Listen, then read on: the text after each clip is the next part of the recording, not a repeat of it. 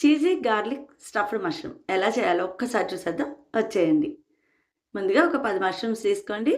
ఆ కాడని తీసేసి మష్రూమ్స్ అన్నీ రెడీ పెట్టేసుకోండి. ఒక బౌల్ తీసుకుని అందులో ఉల్లిపాయలు, పచ్చిమిరపకాయలు, చీజ్, పాలకూర, అలాగే వెల్లుల్లి ముక్కలు, పన్నీర్ తురుము అన్నీ కలిపి వేసేసుకొని సరిపడా సాల్ట్, కొంచెం గరం మసాలా, కొంచెం ధనియాల పొడి, అలాగే కొంచెం జీలకర్ర పొడి వేసేసుకోండి.